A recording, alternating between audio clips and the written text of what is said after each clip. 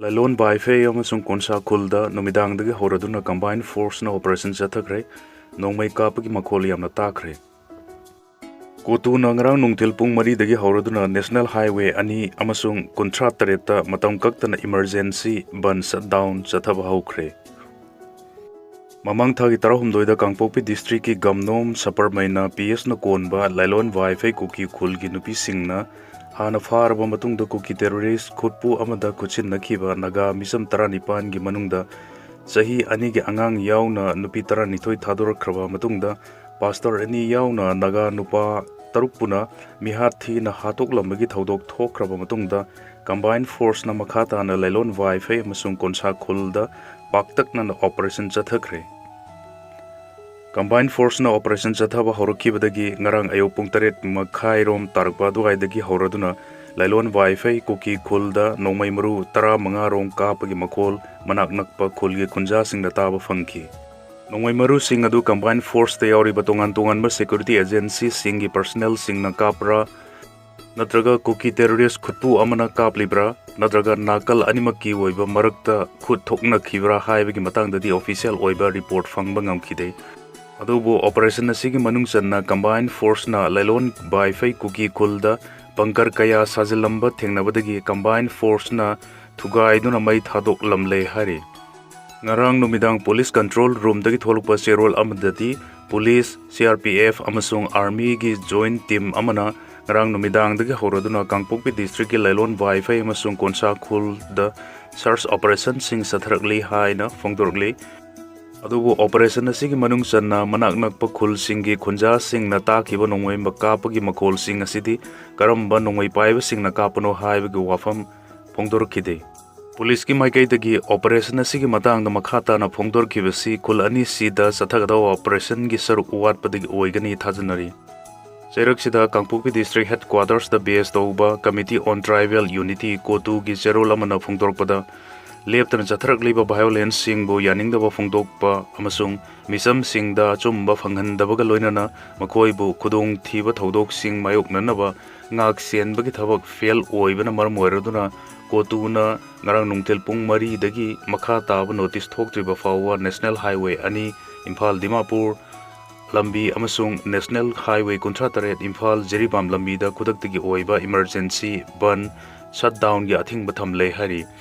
Athingba sina medical emergency ambulance amadi relief ki mari lainaba singda konsiloi hairaduna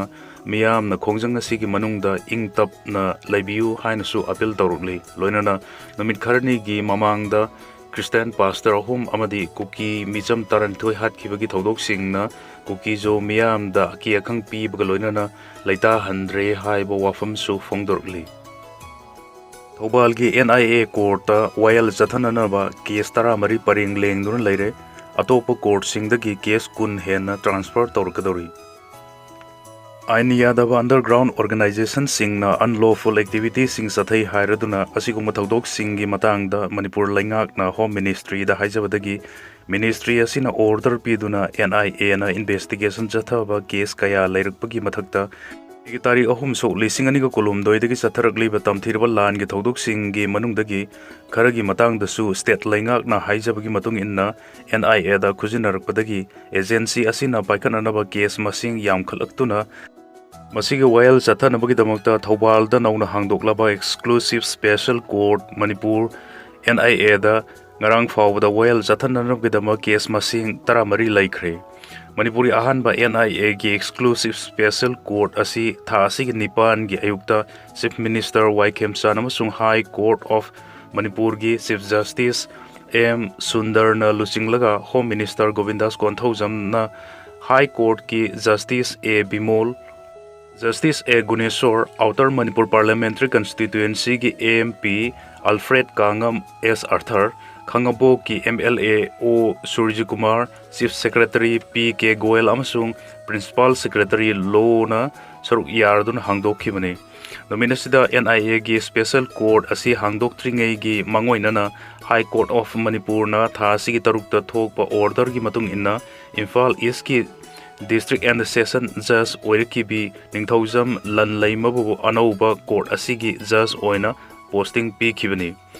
अनोब court असिना मणिपुर द थोप थोदो वाथोक सिंगी मथांगदा नेशनल इन्वेस्टिगेशन एजेंसी NIA की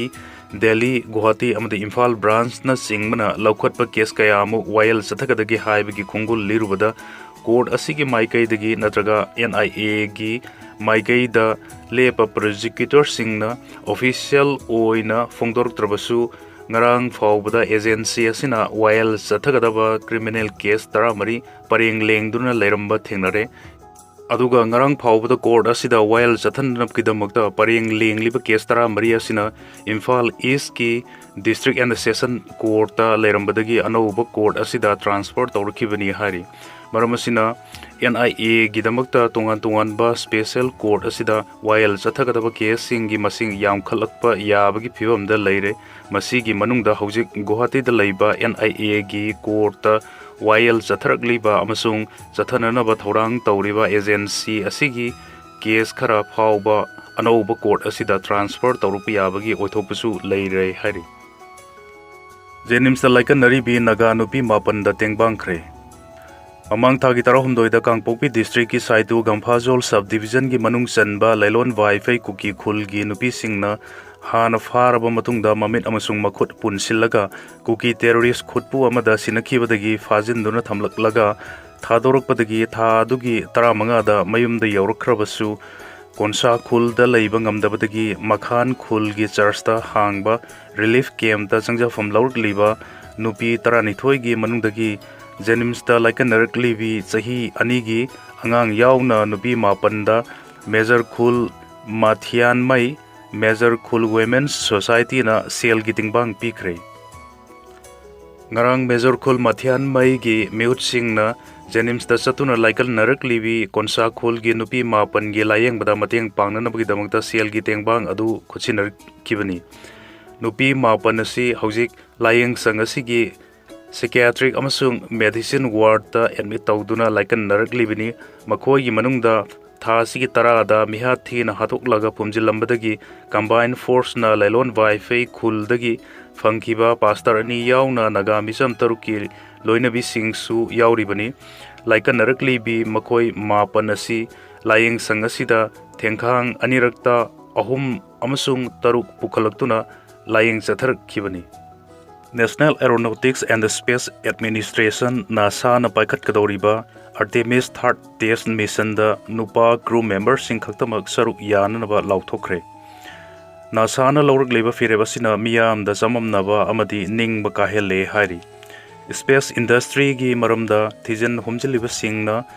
Greek ki tha gi lairembi gi ming lawraduna sathagadoriba awang ba tha ki mission asida nupi crew singbo yawhandaba hebasi nungnang ba phungdoknarki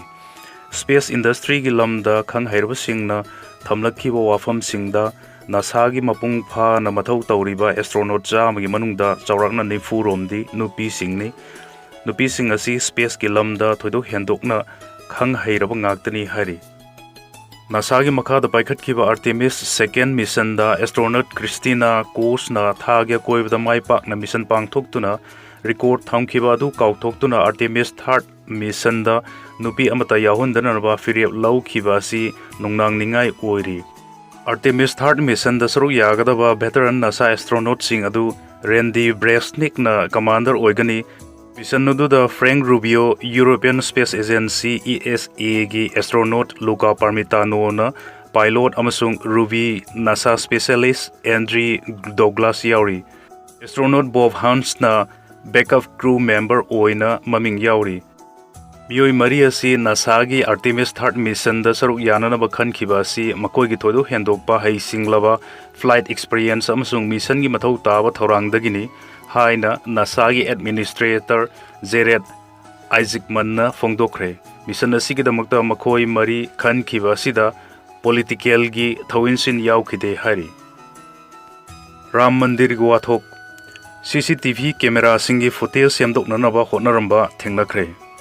Lucknow June 18 Ayodhya da sakiba Ram Mandir da miyam na katlakhiba donation gi senpham singi matang da achouba scam ama tawrambadagi masigi matang da semkhiba special investigation team SIT na thijilakpada laisang asigi CCTV camera singi footage sing kakthatnanaba amasung semdok semjin taunanaba hotnarambagi thawong sing thengnakre loinana thawong asina thibu hombagi thabak chathabada chauna apanba oihalle hari agency gi pauna hai laisang asigi tongan tongan ba mafamda thamba CCTV camera singi footage singi manungdagi miyamna sel pithok pisin tauba amsung sel masing thifam oiba mafam singi CCTV camera singi footage sing kakthat lamba thengnaki hari Sairak sida laisang asigi functionary amasung laisang asiga mari lainaba trust ki office bearer singsu case asi thijaliba SIT na Ayodhya thadok tuna chatananaba khangan khre hari